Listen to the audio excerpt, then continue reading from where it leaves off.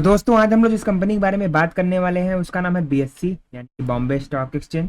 और आप इसका चार्ट देखिए, इसमें लगातार एक बम्पर तेजी बनती नजर आ रही है और यहाँ पर एक बहुत ही बड़ी गिरावट हुई, लेकिन उसके बाद सिर्फ और सिर्फ 2 हफ्ते में ये इसने सारी की सारी गिरावट कवर कर ली। और इसमें आज इंट्राडे में 15% से ऊपर की तेजी हो चुकी है अभी तक। तो दोस्तों इन दिनों आपको इसमें वॉल्यूम में भी एकुमुलेशन देखने को मिल रहा होगा। तो इस स्टॉक में इन्वेस्टमेंट करना है या नहीं, या फिर यहाँ पर पोजीशन रखना है या निकालना है, वो सब जानने के लिए एक बार हमें इसका फंडामेंटल भी चेक करना पड़ेगा। तो कंपनी का नाम है बीएससी लिमिटेड। 5,372 रुपये इसका मार्केट प्राइस है और आपको देखने को मिल रहा है कि इंट्राडे में ये लगभग 15% तक तेज हो चुका है। मार्केट कैप 72,726 करोड़ का, स्टॉक पी 77 का है, आरओसी 20% एंड आरओई 15.2% का है, जो कि ठीक ठाक ही है। बाकी आपको कंपनी के बारे में बता दूं तो बीएससी जो है वो एक इंडियन स्टॉक एक्सचेंज है जो कि दलाल स्ट्रीट मुंबई में सिचुएटेड है। और ये company trading in equity, currency, डेब्ट instruments, derivatives and mutual funds का काम करती है। कंपनी के प्रोज एंड कॉन्स की बात करें तो अच्छी बात है कि ये कंपनी ऑलमोस्ट डेप्ट फ्री है और कंपनी लगातार बहुत ही अच्छे अच्छे क्वार्टरली रिजल्ट्स भी दे रही है। और साथ ही साथ इसका जो डिविडेंड रेट है वो काफ़ी ज़्यादा हाई है। वहीं पर इसके कॉन्स की बात करें तो ये स्टॉक अभी 20 टाइम्स बुक वैल्यू पर ट्रेड करने लगा है, यानी कि थोड़ा ओवर वैल्यू हो चुका है। और पिछले 3 सालों में इसका जो आरओई है वो सिर्फ और सिर्फ 11% की रेट से ग्रो किया है, यानी कि कम है। और डेप्टेड डेट साइकिल जो है इनकी 37 दिन से बढ़कर 48 दिन पर हो गई है, जो कि अच्छी बात नहीं है। बाकी अगर हम इसके पीयर कंपैरिजन की बात करें तो फाइनेंशियल सर्विसेज में काम करती है, जिसमें बीएससी तो है ही, साथ में आपका एमसीएक्स हो गया, टीडीएसएल, कैम्स, केफिन टेक्नोलॉजी, आईईएक्स जैसी कंपनियां हैं जो कि एक से बढ़कर एक शानदार एक्सचेंजेस हैं जो कि मार्केट में एक्टिव हैं। और दोस्तों ये बीएससी जो है वो निफ्टी 200 और निफ्टी मिड स्मॉल 400 का भी पार्ट है। तो अगर हम बीएससी की क्वार्टरली रिजल्ट्स की बात करते हैं तो इसका जो सेल्स ग्रोथ है वो दिसंबर 2021 में 213 करोड़ का था, दिसंबर 2022 में 239 करोड़, दिसंबर 2023 में 426 करोड़ का और दिसंबर 2024 में 832 करोड़ का बढ़िया सेल्स हुआ। वहीं पर नेट प्रॉफिट की बात करें तो जहां दिसंबर 2021 में 59 करोड़ का प्रॉफिट था, दिसंबर 2022 में 48 करोड़ का, दिसंबर 2023 में 106 करोड़ का और दिसंबर 2024 में 219 करोड़ का टोटल प्रॉफिट भी नजर आया। दोस्तों वहीं पर अगर हम इसके लॉन्ग टर्म प्रॉफिट लॉस की बात करते हैं तो इसका जो सेल्स ग्रोथ है वो मार्च 2013 में 506 करोड़ का, मार्च 2017 में 572 करोड़ का, मार्च 2021 में 630 करोड़ का और करंट में कुल 2,860 करोड़ का रहा।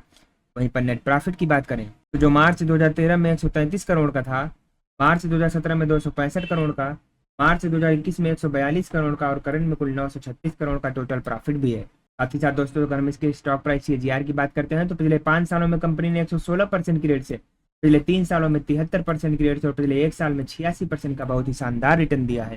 कंपनी की अगर हम बारोइंग्स की बात करें तो जहां मार्च 2013 में 1 करोड़ का लोन था, वो अभी सितंबर 2024 में देखा जाए तो कुछ ये कंपनी 100% डेप्ट फ्री हो चुकी है।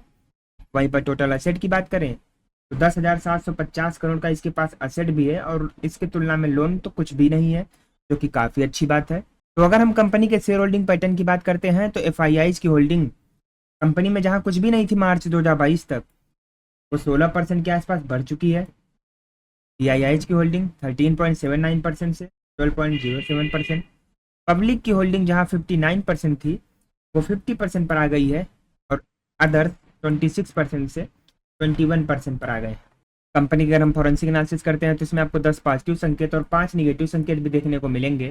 कंपनी की अदर इनकम अच्छी है, कंपनी के प्रमोटर्स ने कोई भी शेयर प्लेज नहीं किया है, रिटेलर्स की जो होल्डिंग है वो अभी भी गुड टाइम टू बाई है, रेवेन्यू लगातार ग्रो कर रहा है, डिप्रिसिएशन का कोई भी इफेक्ट नहीं पड़ रहा है प्रॉफिट जनरेशन में। कैपेक्स वर्सेस आरओसी की बात करें तो पिछले 3 सालों में आरओसी जो है वो इंक्रीज हो रहा है, आरओई भी पिछले 10 सालों से लगातार बढ़ रहा है, वर्किंग कैपिटल अंडर कंट्रोल है, कंपनी का जो डेप्ट है वो भी मैनेजेबल है, सेल्स ग्रोथ इनकी तेजी से बढ़ रही है और बैलेंस शीट जो है वो उनका न्यूट्रल है। तो यानी देखा जाए तो ऐसी कोई खास दिक्कत तो नज़र नहीं आ रही यहाँ पे।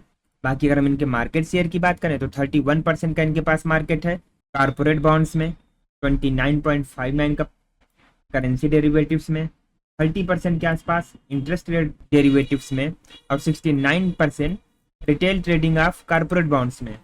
रेवेन्यू की बात करते हैं तो इनका जो प्रोडक्ट है securities services 72%, services to corporates 19.4%।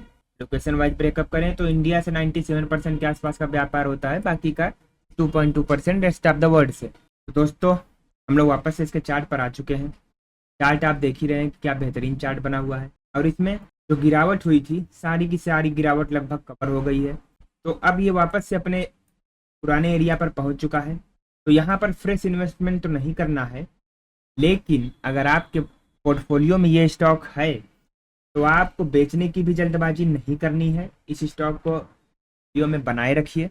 ये स्टॉक वापस से मल्टीबैगर हो सकता है, इसलिए यहाँ पर बेचने की जल्दबाजी न दिखाइए। बाकी फ्रेश इन्वेस्टमेंट के लिए भी वेट करिए, अभी फ्रेश इन्वेस्टमेंट का कोई टाइम नहीं है। बाकी हाँ दोस्तों, वीडियो पसंद आई हो तो चैनल को सब्सक्राइब भी ज़रूर कर लीजिएगा।